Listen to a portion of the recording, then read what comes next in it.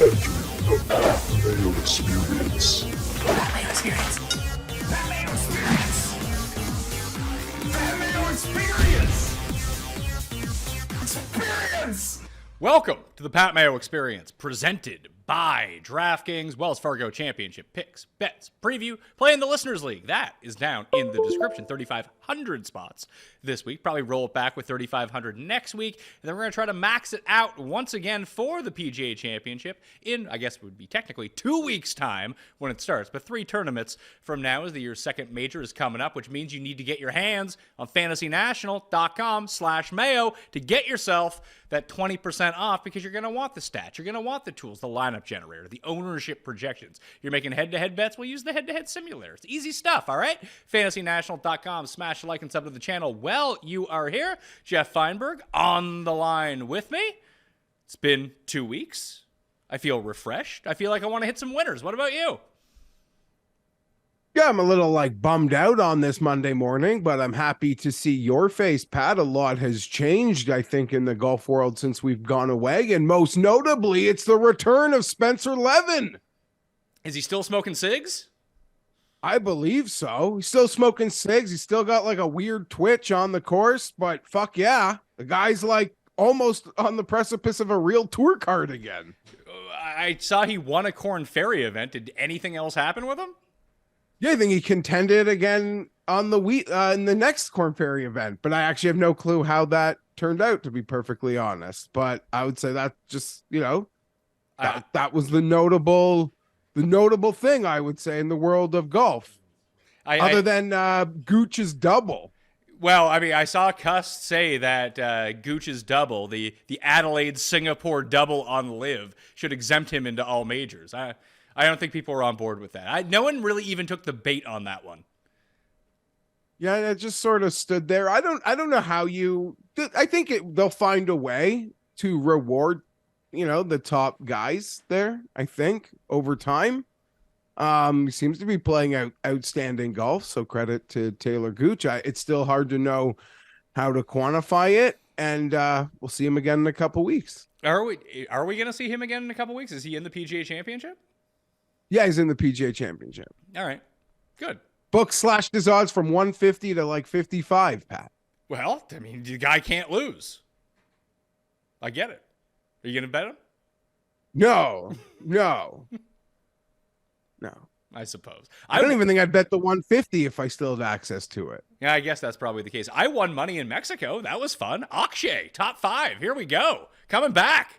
I started my card at 66. If people watched last Wednesday's show, it was nice. Just, it's not a huge win by any means, but nice to get into each way. Nice to get some positive numbers on the board. I feel like I want to try to build some momentum here. And when I looked at the board this week, I might have to adjust my strategy just a little bit. But did you watch much of Mexico? Because I was pretty enthralled by it.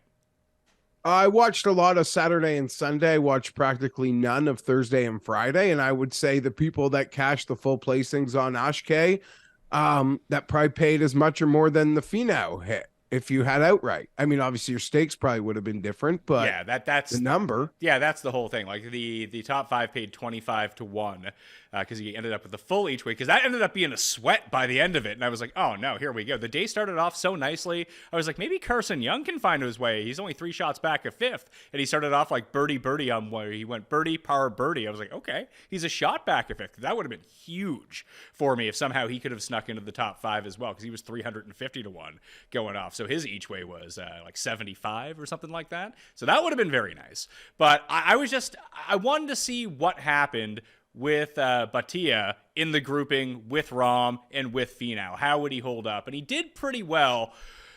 I watched the first 8 holes, and then after the 8th hole, I turned it off to 15, because once Finau saved himself after a terrible bunker shot, not great out of the bunker, yet saved himself every time. As soon as he made it from just off the green, I was like, well, this is over. Either Rahm is going to catch fire and beat him, or Finau is going to run away with it. There's basically no chance for anyone else to compete here. And Brandon Wu was in the middle of a heater, but we knew that was going away. I think he had just made double at 10, so that was kind of the end of him. But Finau keeps piling up. You always talk about Vic by a field goal. Finau has 4 wins in the past 9 months, and I think the average winning score is 3.5 strokes.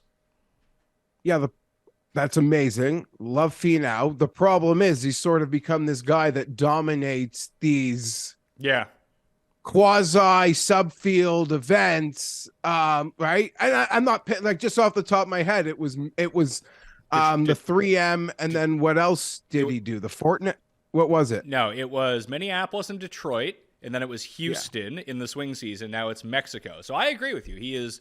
But I love it. But the Vic, you should see how horrible the numbers they give me on Vic by a field goal when he's 30-1. So Finau by a field goal when he's like, let's say on average 14, 12-1. I don't know that there's anything there. To your point, it was incredible. Last year, his loss to Rahm here, as I think Rick Gaiman and Justin Ray like pointed out the morning after, would have won 99% of PGA Tour events in the last 20 years. Like those ball striking numbers he did here last year would have won. And to your point on the bunker shot, Pat, even from some, I don't want to really call anything a tight lie in Mexico, but there were some insane chips on Saturday.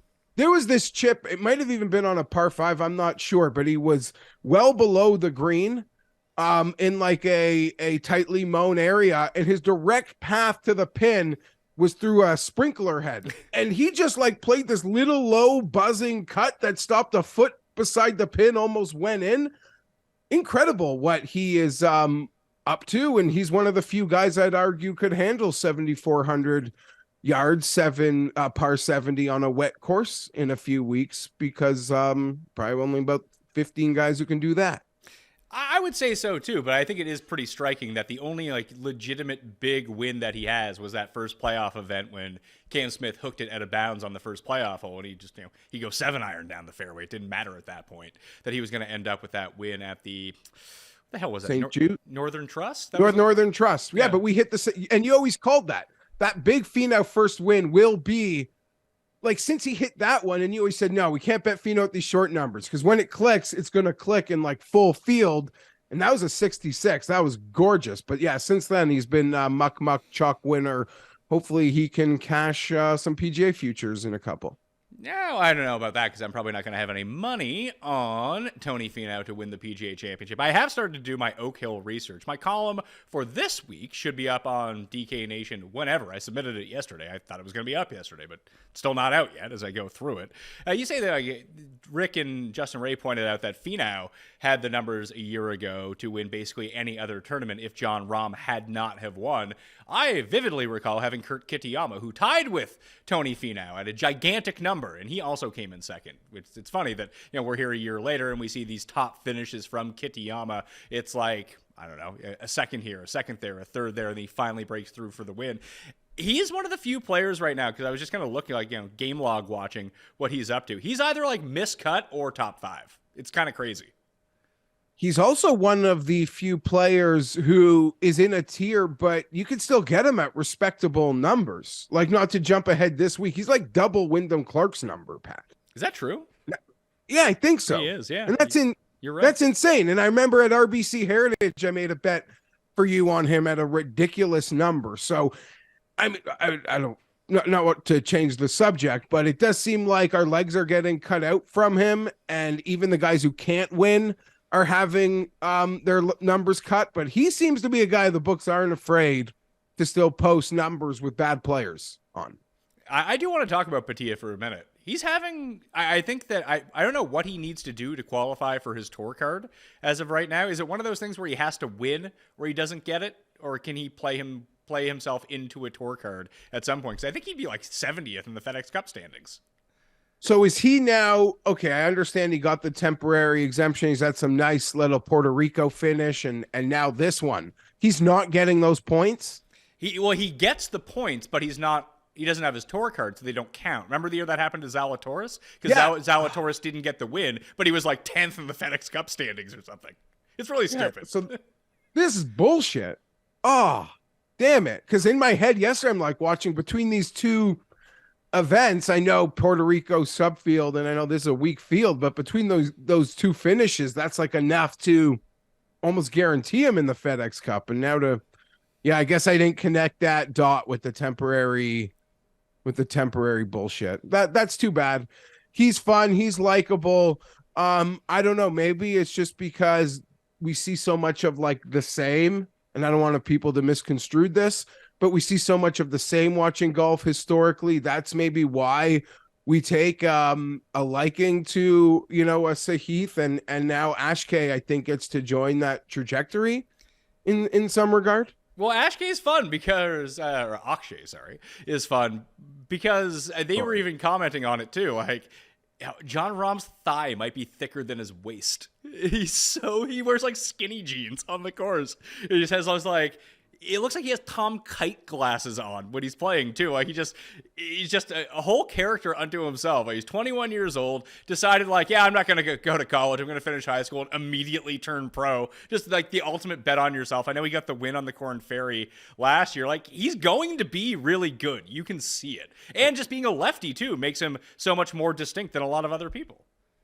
So an interesting path, no doubt. And I remember, I believe it was whatever they called the Valspar in like 4 or 5 years ago.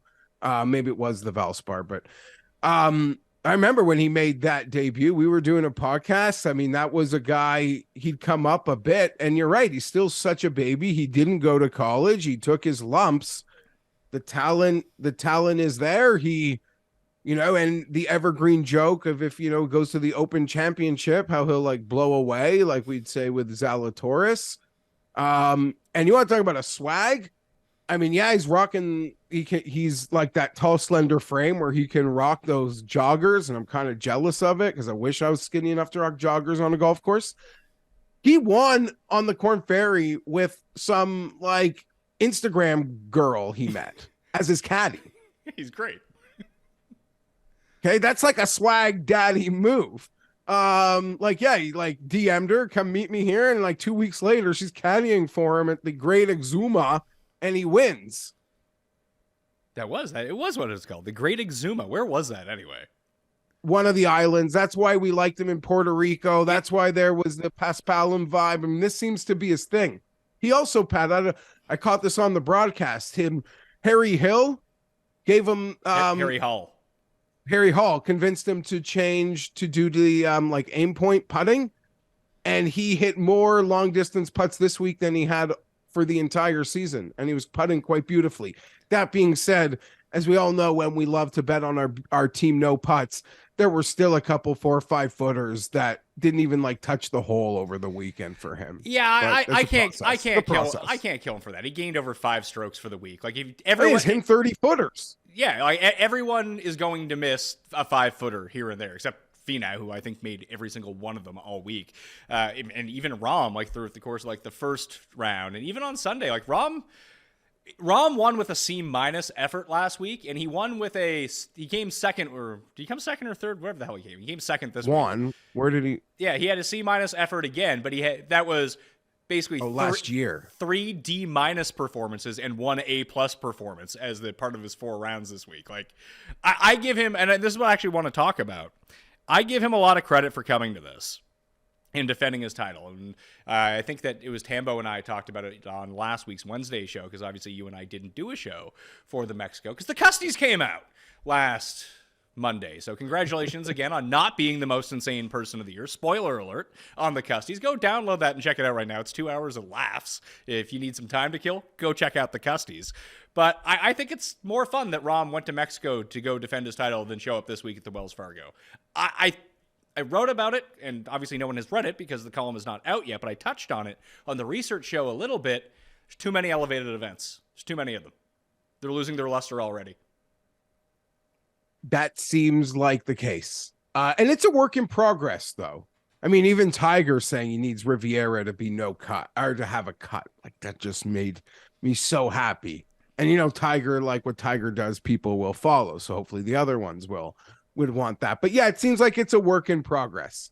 They threw spaghetti at the wall. Let's just make a lot of money, guaranteed money, and let's do it. Even something that came out last week or a couple weeks ago, Pat, was that there's a $500,000 like down payment guarantee, downside guarantee for anyone who plays 15 events.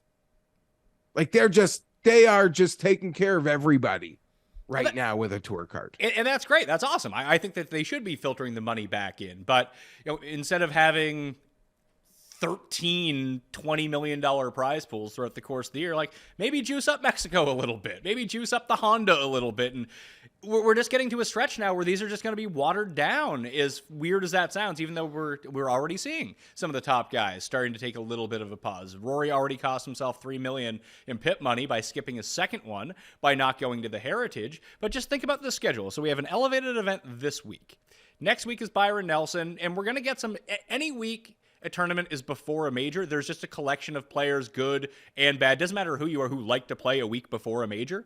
So we're not going to have absolute scrubs next week in Dallas. Like, Scotty is probably skipping this event so we could play next week in Texas at the Byron Nelson. Spieth is probably going to play. Occasionally he's going to win. We know how it's going to go. But it's funny to see people skip on the elevated event to go play that event. But we have an elevated event, then we have a major where everyone's going to be playing.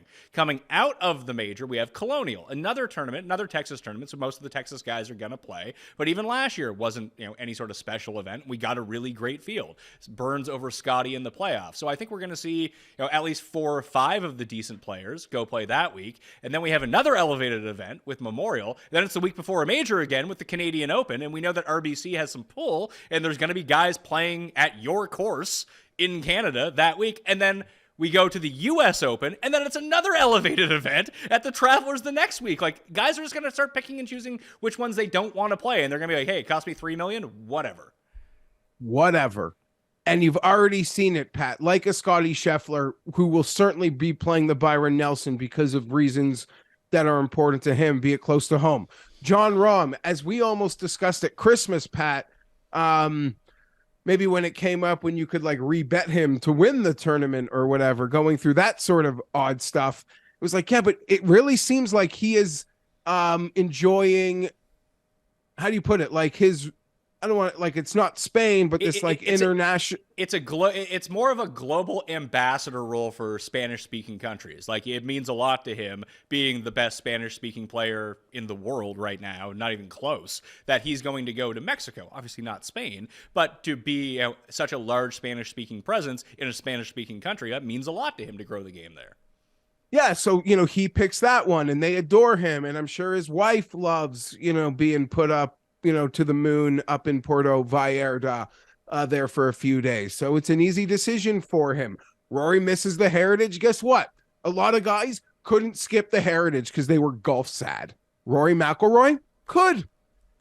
It is it's like a fountain of these things, and the money is just so good they can afford to take a few off. Yeah, and we'll see. We'll see how they alter that going. We'll see how they alter that going forward. But that is clearly, as we're essentially hitting the PGA at the halfway point, that is maybe one of the bigger like side storylines for golf right now, is this elevated schedule seems to have created a lot of fatigue. And I know this is like a live bot speak at the moment in some ways, and I don't even agree with it, but listen, I don't think going to Adelaide and Singapore is great prep the week before a major, but nor did I think that like that shit farm they played in Orlando was good prep for the week before the major. So I have no clue, but it does seem like there's a level of fatigue. Seems like such a soft word to use for golfers, but for some of them, yeah, seems like, because there's too many of these elevated events. Well, it's just the compression of them. Like, having them a week after a major doesn't seem to make any sense whatsoever. At least space them out a little bit. I know we got, what was the first one that we got? Was it Riv? Well, it was Century, if you want to actually. Yeah, so we got Century in the first week, and then we didn't get another one until Riv. Maybe jam one in between there. Maybe make Pebble one. Maybe make Farmers one. Something like that. Like, it makes more sense to me to put them at the beginning of the year rather than in the midpoint of the year, because we have majors every month now. Yeah. Put them in the months when we don't have majors. Okay. And again, this seems like it was spaghetti throwing at a wall. Let's see how it works. We can change these sort of things on the fly. We can tinker with the schedule. I think in theory, the best players in the world like, in theory, the concept of going the week after the major, because they essentially try to like they all try to peak for a major. So I guess they thought, well, if I'm trying to peak for the major, let's like just roll that over another huge money event in in a segment of a calendar where I'm already trying to be at my absolute, like tuning up to be at my absolute best for this little segment. So I think in theory, they're like, yeah, that makes perfect sense. Throw it the week after. We'll see in practice how we like that through a year of majors followed by elevated events. All right. I hit Fitzpatrick. I was happy with that one. I saw that.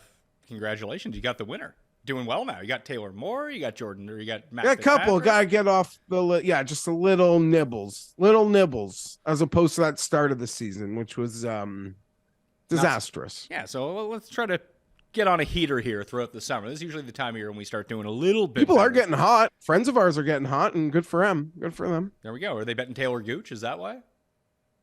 I'm not sure. No, but there were just a lot of like people smart enough to roll Rahm and the Fitz and other things. So yeah, good times.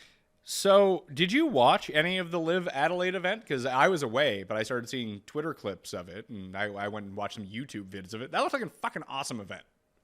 Yeah, looked fantastic. And that was honestly the people of Adelaide, the people of Australia, giving a middle fucking double bird to the PGA, who's taken a big steaming dump on them. I get it's far away, but the PGA Tour took a dump on them. And these are, bring these great players into our backyard, we're going to freaking support it.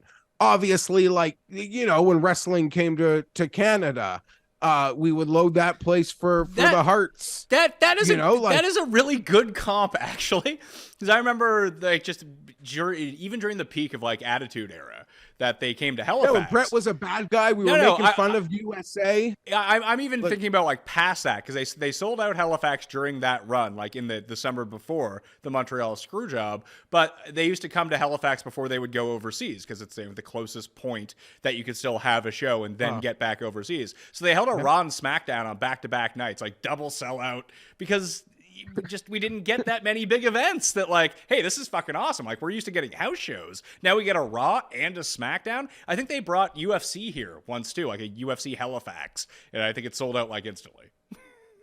Yeah, no, absolutely. And that would be a criticism I'd have of the early Live schedule. Orlando, Arizona. Listen, I get that there aren't many places you can play in North America around the beginning of the year, but they're just putting events in places that get so much golf anyway that almost when they went to Portland, despite a little, there's a whole liberal that was like highly at the beginning and some controversy with the people of Portland, but it's those types of markets. Like, go to markets that golf, the PGA Tour has abandoned, and you will be embraced. You will be embraced. People want to see elite level golfers in person. I agree. Like I actually thought that at the beginning of August, they're playing Greenbrier, which is, famously we had the big hill on the green, but it's also a fun venue to go to. I'm pretty sure they're going to the Greenbrier because like Bubba and Phil are on Live Tour now. They love going to Greenbrier. Yeah, and that's a spot where they know they can get people to come out. Yeah, I mean, we did hit Neiman there. That was Neiman's first win, only win, I think, at this point. But no, Riviera, he baby. won Riv. That's right. He dominated Riviera. You hit him. I had Morikawa came in second. That was no fun, but that's a good venue going to West Virginia, because the PGA Tour is not going to West Virginia, especially at that time during the year. It was always sort of a relegated event that now on Live makes a lot of sense. I am just the success of Australia. I'm kind of surprised they didn't do more Australian events, that there isn't two Australian events. Just to look at the amount of American events that they have, feels like it's too many. And I know that they have to come back here because that's where the majors are going to be, and they want their guys to play in the majors. That makes a lot of sense. But like, I don't think that we need as many as there is. Like, put one in South Africa. Like, they're dying to see all these guys come and play. I totally agree, Pat. If they went to Western Canada, I think it'd be supported. I think it'd be supported if they went anywhere in Canada. Go to Cal. I don't know about anywhere, but like, go to Calgary, you're getting people to show up. Yeah, absolutely. I mean, even in your backyard on some of those beautiful courses with a smaller field might make a little sense. I don't know that they'd be welcomed. There's no, it's not that they wouldn't be welcomed. It's just there's no infrastructure at the courses around here to actually get people there. Like, I mean, because Tim always says, why don't they just come play Cabot? It's like, yeah, Cabot would be awesome. I mean, Cabot's also incredibly easy unless it's like 50-mile-per-hour winds, which it normally is. But if you get Cabot on a bad day, like the last time I was there, a caddy was telling me that Adam Scott had come to play in between like the Open Championship and the Canadian Open. That's where he did his practice round. And it was like no wind throughout the course of the day. And Adam Scott like drove 7 of the greens. Shot like 58 or something. Yeah, like if there's no wind, like that's the only. It's sort of like, I mean, it's just that course is great because the views are amazing. Like it's just the scenery of the course, it's fucking incredible. But it's also 3 hours, 3.5 hours from the closest airport, and there's no hotels. I don't know where the players are going to stay, let alone people who want to go see the event. Yeah, so I guess that in many ways that Australian event like is what Live wants to be, right? They'd say we're a global tour. People in North America can laugh at the TV deals or what have you and all that, or its lack of accessibility in some regards, but they are trying to be this global tour. They should just keep going to these golf mad, but golf starved from a pro level exhibition. I don't even mean exhibition because Live's an exhibition. That's a whole other debate. I mean, just to be able to see these guys in person, that's great. And I'd say from a takeaway from Live, one of the main things from the season is their best players haven't really, well, I shouldn't say that. Brooks has played well, but like Cam and DJ haven't played great. Cam at the Masters, like almost acknowledged he's been partying. He's been partying. He enjoyed, he had an incredible year. He got paid up front. He enjoyed it, and he did not like warm up, prepare for a season like he normally would have. I think that's a new normal they'll get comfortable with, probably in preparing for seasons that I don't think we'll see in the future, but it's obviously happened this year. It must be a money deal going to Singapore. But I was surprised that there wasn't a Korean event or a Japanese event. Just with, I mean, they have like an all-Asian team, and none of them are from Singapore. You think you'd want to go to where you have the players. So I found that was kind of strange too. But the rowdiness of the Australian galleries, I think, is what they want for these events. That makes it. Think about how fired up we get for Phoenix and how fired up we got at the Canadian Open last year in the penalty box hole. And it was just a bunch of drunks around yelling the entire time. But it created that electric atmosphere. And that's what it felt like Australia had. So I'd be trying to hit up like more of those places where people are going to be loud and boisterous. That seems like a lot of fun. And I think South Africa could do, like, I agree. As you mentioned, and I mean, they have the cliques. Like, how could they not be wanting to be there? It was on tape delay here, and I saw a lot of people in the complaining that their like CWs weren't showing it live. Okay, the same people that were complaining that CW wasn't showing it live are the same people who are not fucking watching anyway, so what does it matter? Yeah, I don't really know, but it's on here. It's just on tape delay. It's on Sunday afternoon, like when the golf demo is home watching golf. That's when it's on TV, even if it's airing differently, I guess. I mean, that makes sense. Like, it's, if you do have this TV deal and it's on tape delay and it happened this morning, like, what are you gonna do? Put it on live at 3 a.m.? Like, no one watches it anyway. You think people are gonna wake up at 3 a.m. to watch a Live Tour? You're right. Like, at least have it on in a window.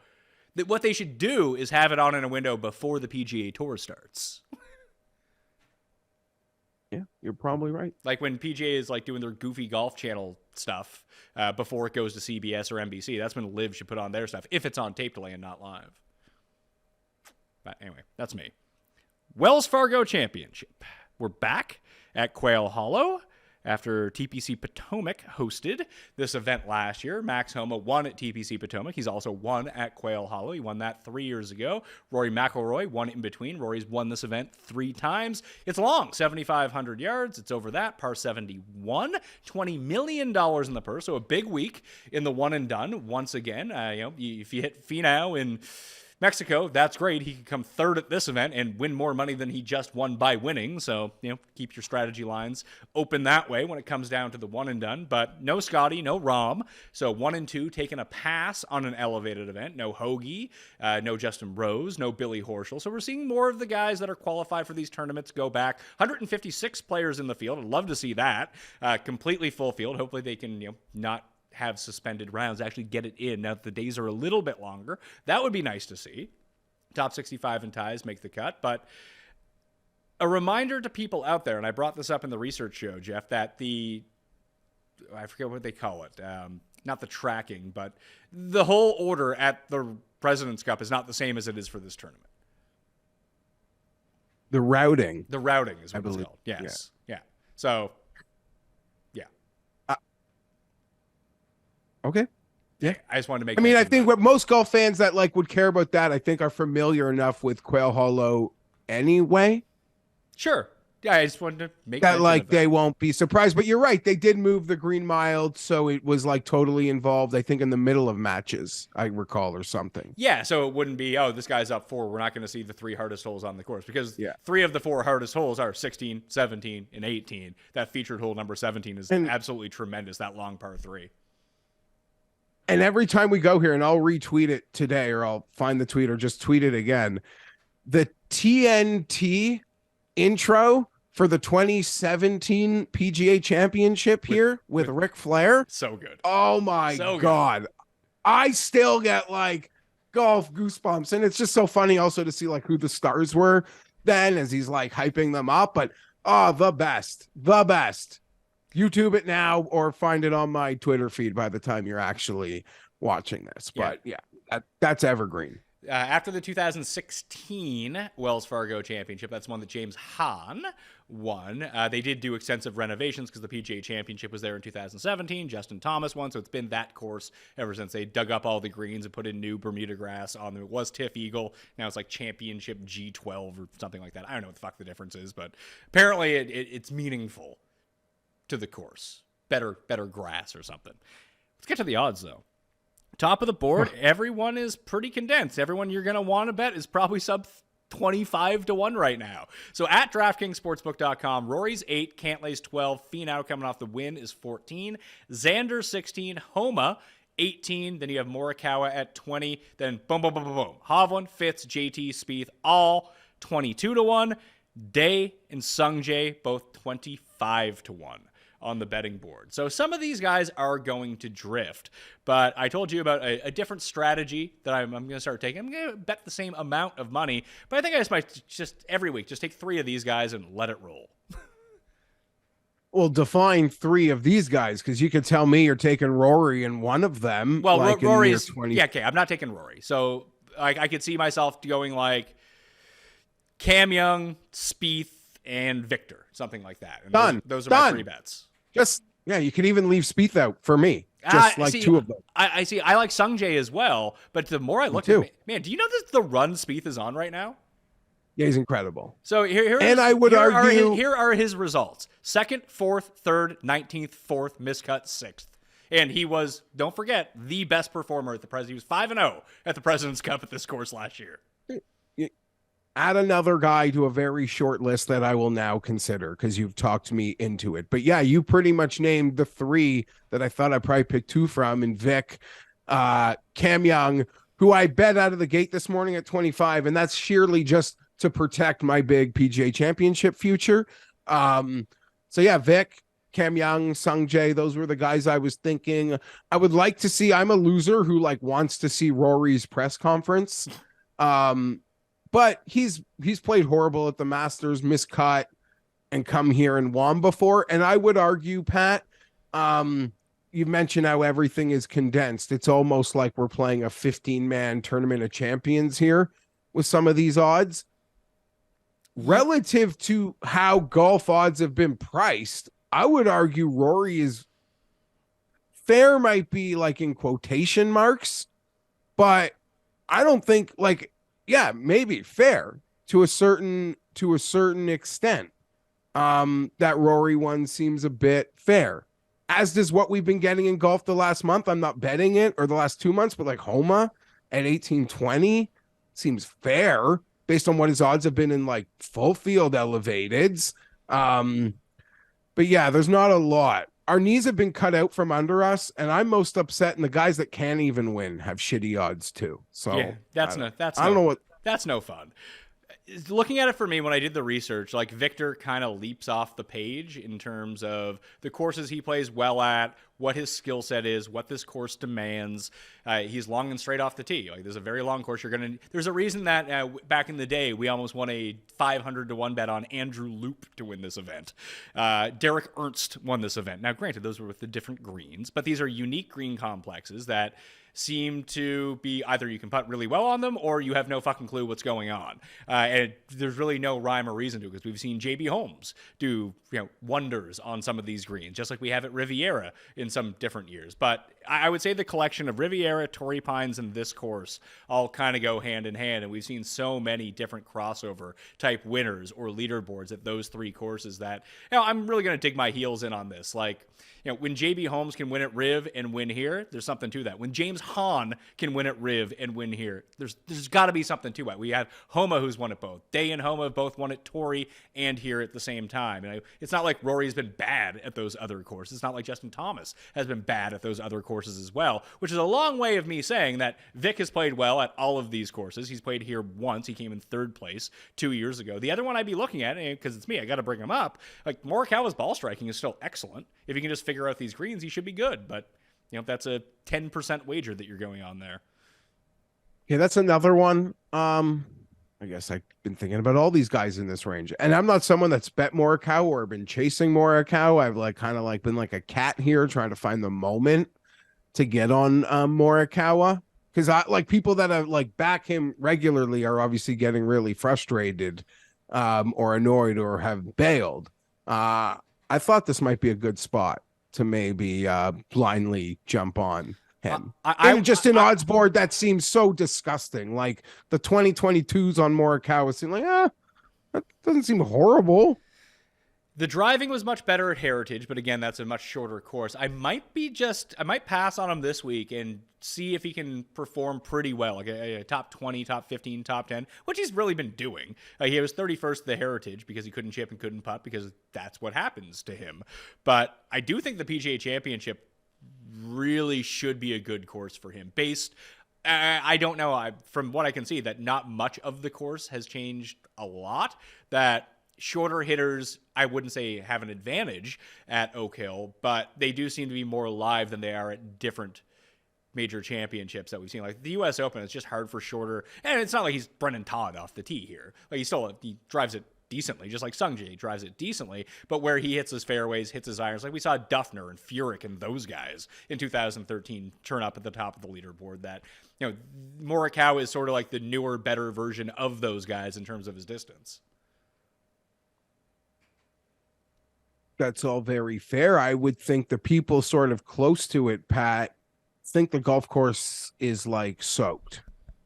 It's just been a really wet season. It has snowed late. I mean, keeps raining. So it's going to be a wet 7,400 yard par 70. But hey, Phil won at whatever that yardage was at Kiowa, which I still think was a freaking Truman Show moment. But yeah, something stupid. So maybe there's something to it. Speaking of like chasing a guy, there's 22s on Justin Thomas. See, you bring that up. He hasn't gained strokes putting in a month, or maybe longer.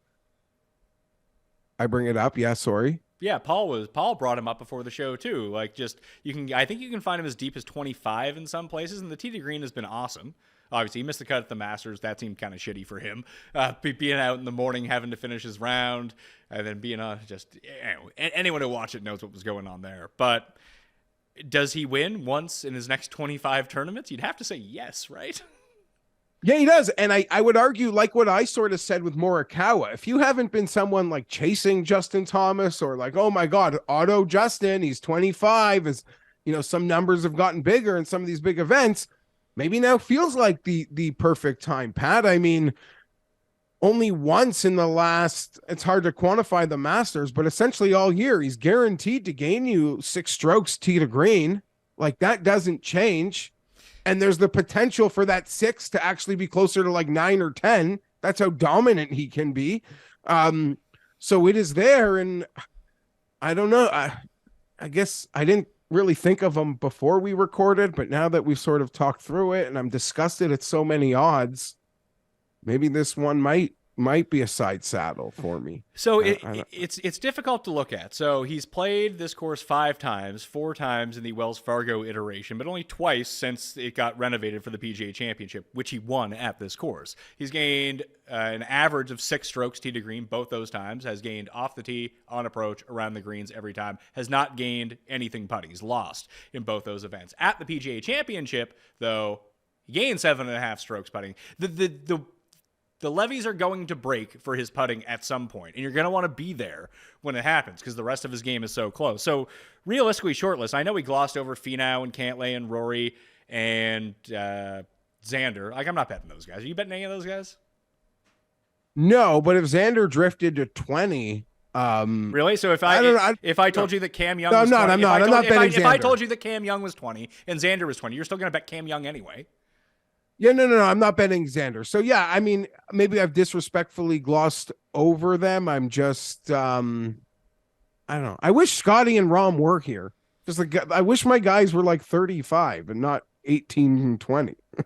So I've tried to make like sort of a power ranking of how I want to bet this. I'm not sure what I want to do yet because maybe I do want to wait for some drift on some guys to see if Spieth drops from 22 to 28 or something like that. That would give me more incentive to bet him, all things being equal, than if Morikawa is at 20 or 18 by the time Wednesday comes along. It's like, all right, I'll take the guy with 10 more points who I think has a basically equivalent chance of winning. Like, it doesn't really matter to me. I want to try to get the best number on that. But Vic, for sure, I am betting. I already have that one in at 24 to 1, I think it is. I'll have to go look at it. It's on some weird site. Where's that?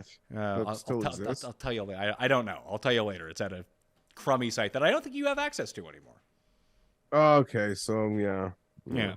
But now I have this like second tier of guys, Sungjae, Spieth, and Cam Young. Although the more we've talked about it, I'm kind of digging JT a little bit. And I think it's kind of crazy to overlook Homa in this situation at a course where he's already won. And the shine seems to be off a little bit because, Florida didn't go great for him, but it wasn't bad at the same time. The Masters didn't go great for him, but it wasn't a complete disaster. It's just funny that he's still lingering around 20 to 1. I think I would prefer JT, but I don't want to just, throw him into that mix because, he's at that 20 or 1 and above mark. Like, it's a pretty good number. Yeah, I think I might. You mentioned the exercise. I think you should probably like power rank those 6 guys for you. Okay, so Vic is number 1 because I've already bet him, so he needs to be number 1. I didn't have the intention of coming in with this like Spieth take, but the more I looked at it, the better it started seeming, and I think we're going to get the best odds on Spieth of all these guys. I had kind of convinced myself it was going to be Vic, Sungjae, and Cam Young. After I did the research show, that's where I really wanted to land. But the more we've talked about it, I think it's going to be Vic, Spieth, and JT. Yeah. I'm more I might be more inclined on that Vic, JT, Cam Young. Maybe that's where I'll go too. Like I do want to have like driving distance above all here. You can do it being a shorter hitter, and we just saw Spieth do it at this course. And it's not like his distance is like down. It's actually quite up as of right now. Same as JT, his distance is up too, but the fairways are a bit trickier for them at the moment. There's very thick rough here. We saw Rory having to take the drop on the 72nd hole last year. That maybe just having that distance of Cam Young is going to be such a valuable factor. I bet Cam Young. I bet it at 25. I'm protecting my big future for his next start. I mean, that I like blindly had to do that. And I'm not this Cam Young truther guy. I've kind of been waiting. I kind of like mocked at how low the numbers were. I certainly didn't bet him at match play, but I have my PGA Championship future, and this seems like going into the year, if you do call the Cam Young win, it's probably Wells Fargo. Even for the Cam Young like super fans who thought the win should happen like 2 months ago already. Wells Fargo. For sure. 30 to 100. The only one I really want to talk about, I guess you can talk about Jason Day a little bit, or did he withdraw already? No, he has not withdrawn. He's a part of that. He opened at a 30. I didn't bet it, but that just screamed like, okay, that like in an odds board that looked disgusting. I was like, oh, that actually seemed pretty fair. Is it? I don't know, but relative to what I'm seeing, relative to what his numbers were in big events surrounded by these guys and some better, yeah, I would argue that that was. There's someone else of these up, these numbers. I think Burns 35 is the best number. Yeah, I'm not going to get there though because I want the slightly better players. I'm not just reading your mail to make it easy. I don't even know how there could be an argument in this range that the Sam Burns 33s aren't the truest, fairest number in that range. And I'm not even calling it in like fair relative to other gambling. I'm calling it fair relative to this clusterfuck. Well, what do you think is a more fair number? Burns at 35 or Ricky at 35? I tweeted whoever's posting these 35s should be charged with predatory pricing. I don't know if that's a thing.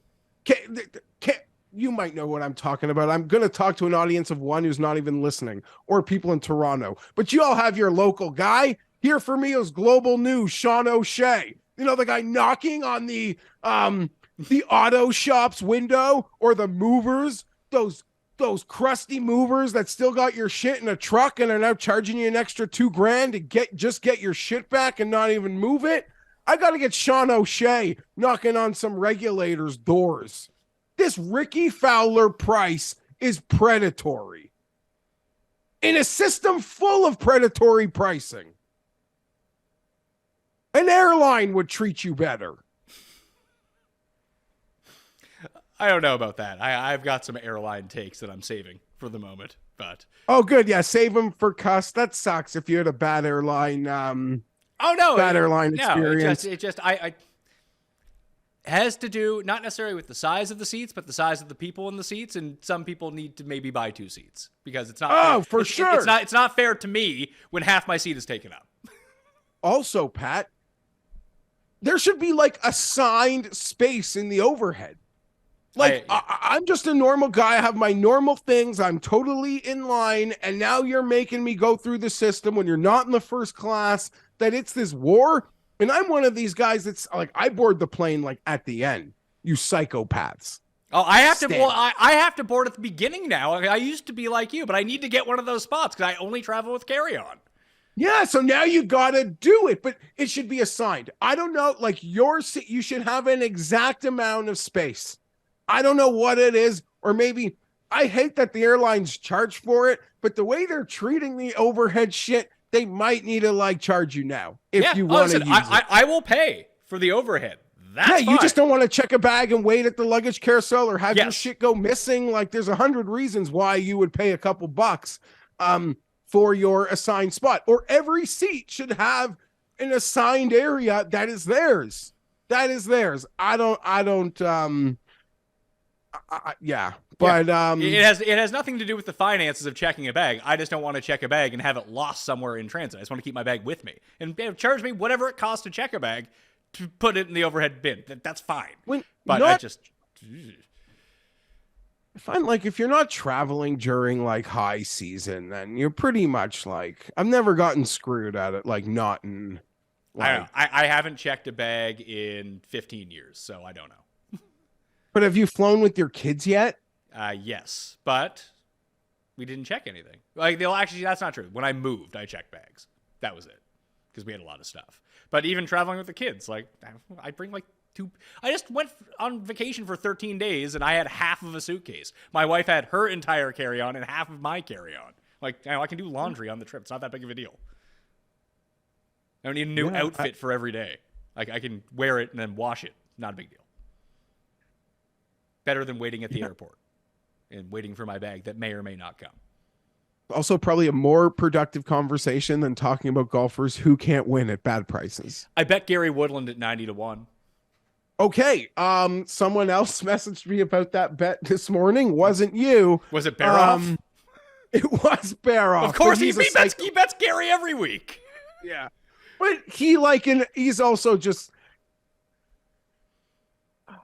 I might have some like insane Gary PGA Championship future, so he was just warning me to protect it. Okay, I guess so. I mean, if he can figure out a putter, he's live here. He's come 5th at this course. He's come 4th at this course. I talked about Torrey Pines and Riv. He put a charge into Riv this year. He almost got there. We've seen him play well at Torrey Pines in the past. We've seen him play well here. And even last week in Mexico, the ball striking was fucking amazing. Dude lost over 7 strokes putting. That's gonna happen with Gary, obviously. We know that. No, that feels normal, though, now. Yeah, the ball striking is back. So if he can just putt a little bit, we've seen him do it. We've seen him win a major. Why not? Yeah, he did gain 4 strokes at the Heritage, which made a lot of people, including myself, bet him in Mexico. Sure, but I mean, put it this way. When you're gaining 4 strokes putting at the Heritage, you also have to look at that number next to it. He lost 5 around the greens. Oh, yeah. So, okay. Fair enough. It's all relative. Context is king with that. You're obviously playing this with placings, right? Oh, yeah. Top 5 placings. Okay, just making sure. Yeah, like, that was a dumb question. I want to be there for the 90. If he gets it, that would be great. And like I said, I want to stick to like 3 of the guys at the top. So this is the only one down the board. The only other one that I considered was Keegan at 60. I think that's a good number for Keegan, who's listen. He's not on the greatest run right now. And by my numbers, like short-term numbers, the best 4 players in this field are Finau, Woodland, Hovland, and Cam Young, based on the stats that I was looking at. Now that they've updated on Fantasy National for the Mexico Open, but just distance, accuracy, long irons, no putting involved in any of this. You put putting into this, and all of a sudden we're not doing so well with Gary. But everything else kind of checks out a little bit, and around the green doesn't seem to mean as much to the top 5 to the top 10 here, because the best short game that you can have here is just leave yourself with a 40-foot putt. So just hit greens in regulation, and you are good to go. So I agree. And that also has to have me ask, like, Keegan is 60, which I guess that is fair, makes sense. What doesn't make sense, as someone that sometimes just has to donate to one day get all of his money back, why is Fleetwood 40? Like, what the fuck is that? Well, there's a few of them. Like, here's what I don't understand about the Keegan number. And maybe it's relative value based on what we've seen. He had a bad Heritage, whatever. But he's had some like spike finishes so far. He was 2nd at the Farmers. He's played really well at the Farmers. Has not played great at this course, but these are the type of longer tracks. It's almost like I saw you in a Twitter exchange with live guys that could win the PGA Championship, where Patrick Reed is sort of like a reverse corollary at long tracks for long, hard courses for whatever reason. Despite the fact that he's not a bomber, he plays them really, really well. And he's not a bomber anymore. Like, he's slightly above average in terms of distance, slightly below, but he hits a ton of fairways. But those long irons are absolutely lights out. So I think he can handle this course no problem. And then when I go look at the betting board, like we mentioned, like the Ricky number, like you said, it's predatory at 35-1. Not that I even dislike Ricky. He's a former champion. He's playing some good golf, but he should be 60-1. Keegan, who has won tournaments, won a playoff event. He won in Japan. He's been lingering around leaderboards. We've seen him play with the upper echelon. He's not a guy who was like in danger of losing his tour card last year. Why he's like double the odds of Ricky or Thigala or, I mean, even Tom Kim at this point. Corey Connors, Lowry, the underlying numbers for Lowry are always going to be good. He can most definitely win here. But I would throw Lowry and Keegan into the kind of the same bucket, and I just don't get why they're so down the board. I guess, I don't know. They're like Tom Kim, Fowler, Fleetwood. They're like popular names. Yeah. Like people like them. Sahith, right, is kind of joining that. Sahith is so young. He doesn't, and Tom Kim, they're still full-time for ceiling golf. But yeah, I guess this is like, there's like a pocket of popular players, and then it goes to Brian Harmon. Yes. And Wyndham Clark. Yeah. So I don't know what to make of that. Although Wyndham is, the number, I'm not betting Wyndham Clark, nor was I one of the people betting him at 18-1 last week. I have my own losers. I can't make fun of your losers because I'm making my own, but he's actually, like, when you stare down the numbers, like, holy shit, he's playing well. Sure, but wouldn't you just rather, kind of like Corey Connors, and then he won, but it wasn't elevated. Wouldn't you just rather bet Kurt Kitayama for double the number of Wyndham Clark? Sure. There's probably a couple guys back there. Yeah, no, not really. You could bet the better player for double the odds who's actually won one of these elevated events. Yeah, it's a good point. What is Kitty? What number? I know I made the double than Wyndham's odds, but what exactly are you seeing on Kittyama? I see DraftKings has 110 to 1 right now. I think there are some deeper ones than that even, but I'm not gonna go that low. Like we'll talk about the 100 to 1 range because you can make a case for a lot of these guys, and we've seen weirdo winners. I mean, Ernst and Hahn really kind of leap out, but since the redesign, like the biggest, I got a weirdo, Pat. The biggest out of nowhere winner that we've seen at this course is Homa, and it turned out that Homa was actually pretty good.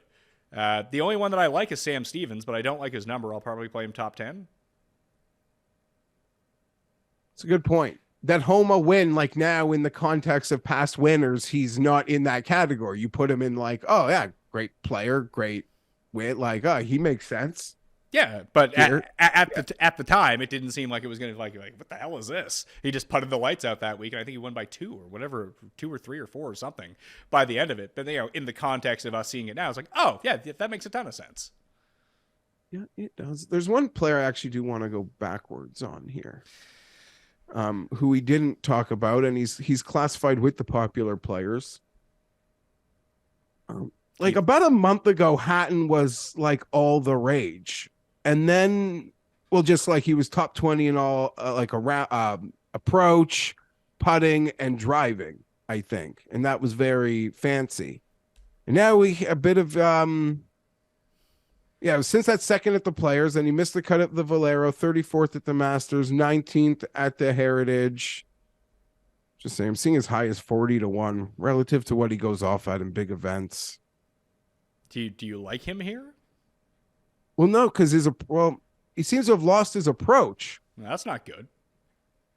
And I don't know how to quantify like that he lost it, but it's only been a couple weeks. But he was in fuego between the Arnold Palmer and I think the Players. Still, that shot on 18. I'll bet him all years just thinking about that shot on 18. Yeah, at the Players for second place. Sure, he had back-to-back second place finishes between Bay Hill and the Players in back-to-back weeks, and he hasn't been the same since. I mean, he could win here, obviously, but like I said, Woodland down the board for me. Keith Mitchell, I gave a big look to. He's played well here. He's like we're back on Bermuda. He absolutely bombs it. He played well at Riv earlier this year too. Like I could see Keith Mitchell for sure. I just think Woodland's in slightly better form at the moment, although the putter probably advantage rests with Keith Mitchell, but you're getting 30 more points on Woodland. But the 100 to 1 range plus, like I said, I like Stevens.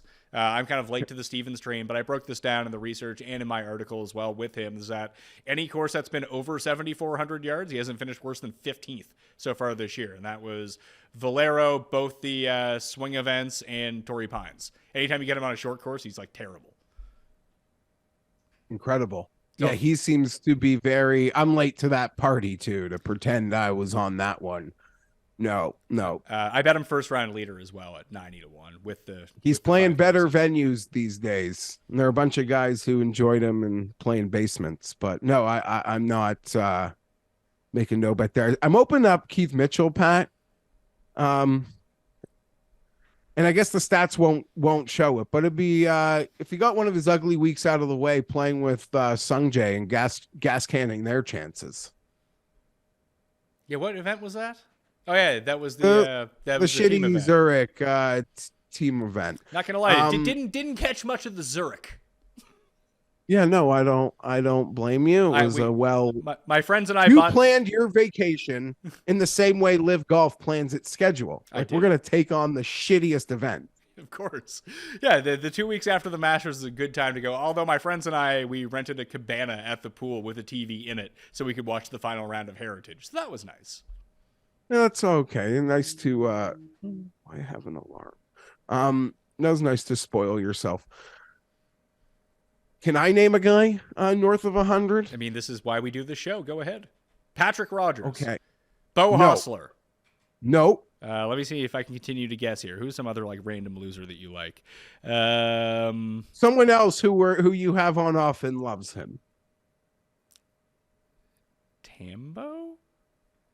No. Well, used to when you like rotated one of your like regulars. He's a super fan of this player. Is it Jeff Ulrich with Joseph Bramlett?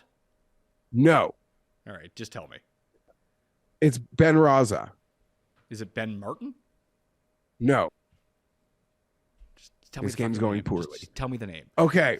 Well, as we saw last year, this man found a little form and like ran it into some really a run of like outstanding golf. No wins. Winning still feels impossible. Don't throw up in your mouth too much, but we're hitting the form again, Pat. And it's Grillo. Oh, God. He had a good heritage in Mexico. Now all of a sudden Grillo's back. I don't know, maybe, but if you look at when he was good, like late in the summer, he just like there was a run of some really nice finishes. Now they weren't elevated. This is elevated.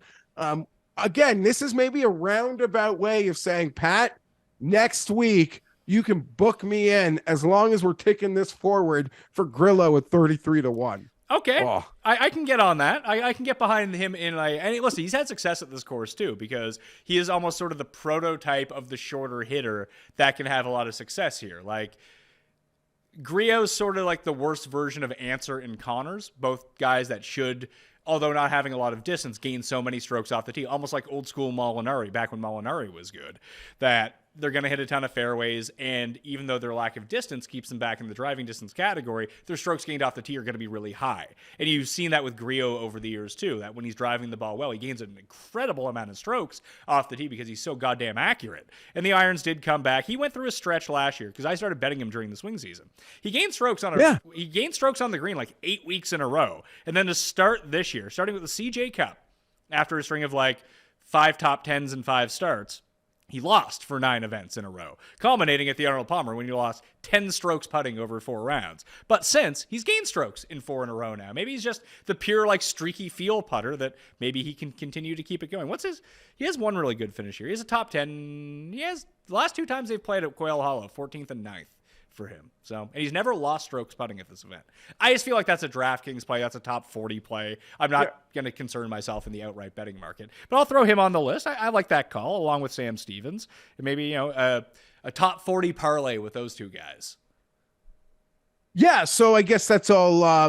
There's ways, I think, to make money on Grillo this week. Obviously, the outright win is insane, but there are ways, as you mentioned, other markets, DraftKings, the fun stuff. Why isn't Francesco playing the Italian Open this week?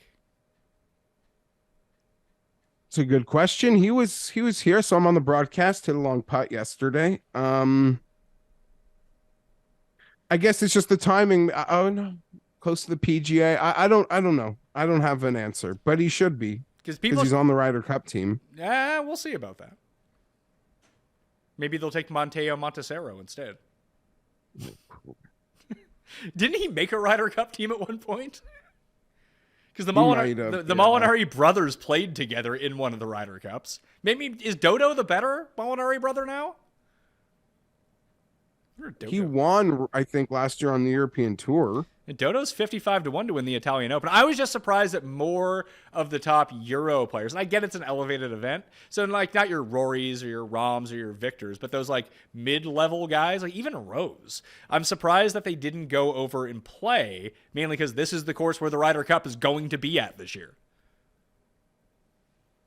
Yeah, fair points.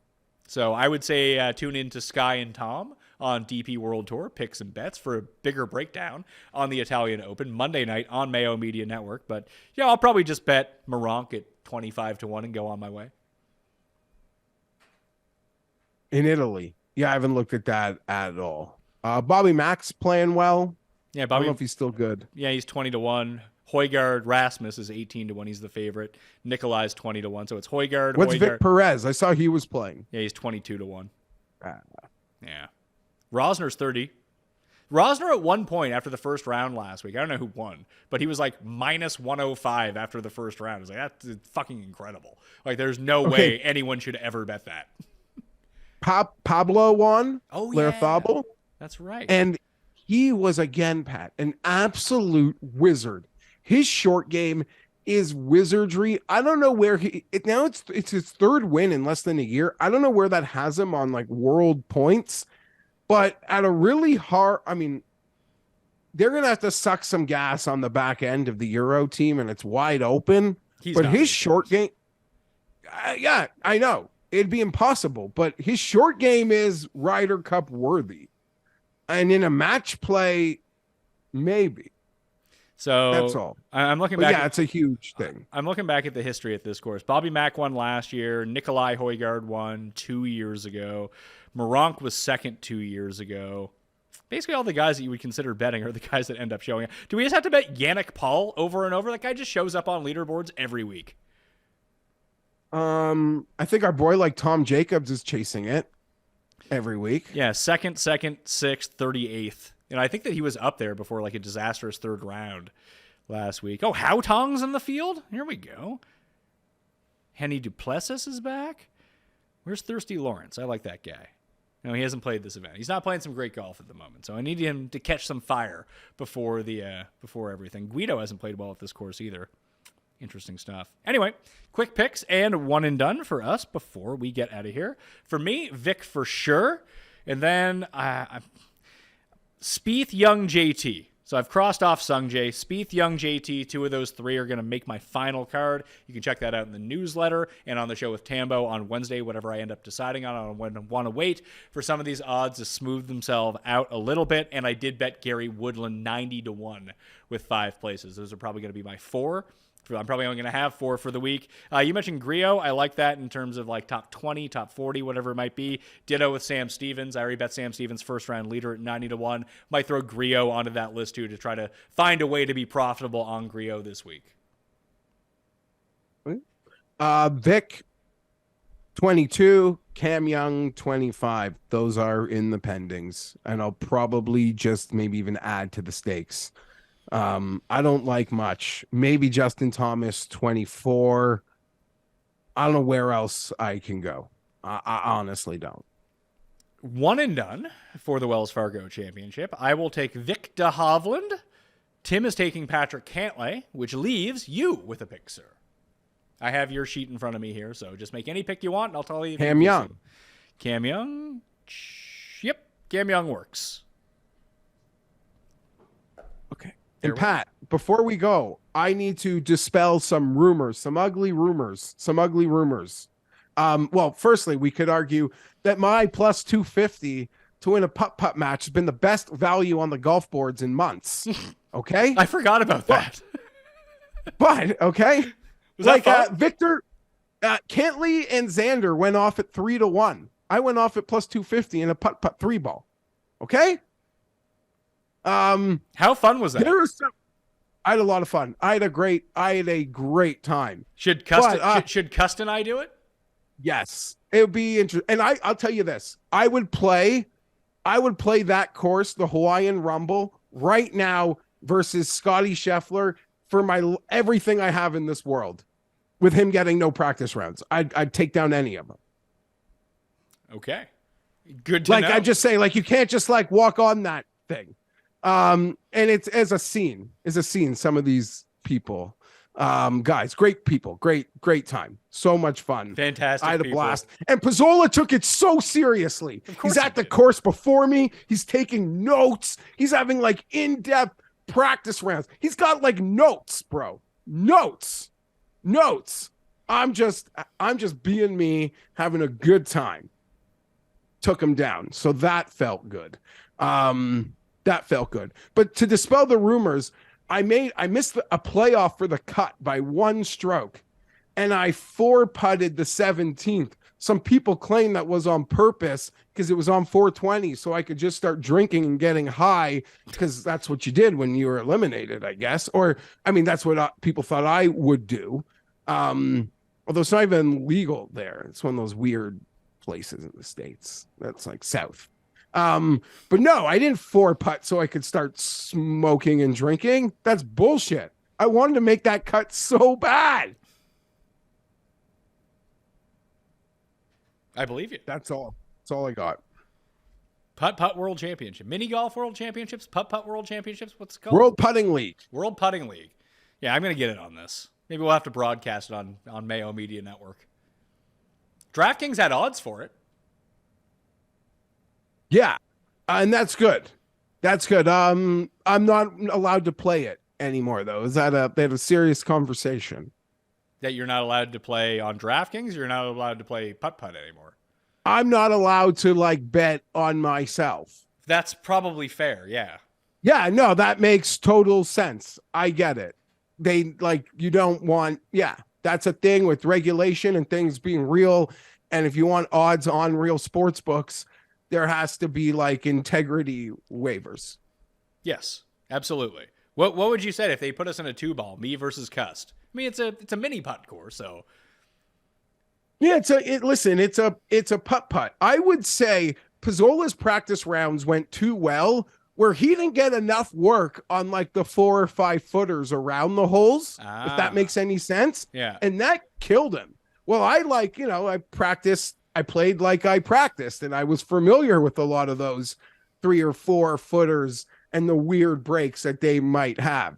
So that was, so next time Pizzola will be literally working the clock on every hole and taking notes. I assure you. His wake up call was much earlier than mine to get in some game day practice rounds also. Anyhow, you versus Cust. Listen, it's a wild card. No one would have thought I'd beaten Pizzola if you watched how we practiced for 3 days or 2 days, but then the lights came on, cameras turned on, and I beat him. Paul, you had something to mention? As the person who probably profited the most on Jeff's, thanks, Jeff. Caught the top of the market at like plus 275, I believe. I don't know. I'd have to look up the ticket, but that was the top of the market. I would say, Pat, I've seen you golf. I've seen Tim golf. I see Tim get shook when we go out there. He does get rattled. I would drop like as much as possible on you beating Cust. Like Cust and you, not in that scenario. In that scenario, Tim would absolutely crumble. The thing is, okay, so that's a big point. Who's going to melt? But Tim Pizzola missed a couple shorties, and then he just started to melt. Like he just started to like melt himself. He just completely unraveled. But the thing is, when you play with Tim will melt, and then he'll hit like 3 straight OB off the tee. Like, that's not going to happen in Putt Putt. No, it can. Oh, really? Well, like it's not likely. Like, but yeah, you can. I mean, you have different balls. I mean, you have to play with an official ball. Okay. But yeah, you can. All right. Well, hopefully we can get that on the go, and I can take on the World Putting League and play Cust one-on-one in some strange state or something like that. Anyway, that will do it. On the Pat Mayo Experience, smash the like. Thank you to Jeff. We'll be back on Tuesday on the Pat Mayo Experience, talking football, golf on Wednesday with Tambo, and then more football on Thursday. So we got a full week, jam-packed, back from vacation, ready to hit some winners. I'll have the full card on Wednesday as well, so sub to the newsletter. That's for free down in the description. Join fantasynational.com/Mayo for 20% off in the Listeners League. Let's fill that as quickly as possible so we can have the maximum amount of rake-free money. That's $100K in the pot for the PGA Championship. We can't do that unless we fill it this week, so let's start there, okay? Thank you all for watching. I'll see you next time. Mayo Experience! Experience!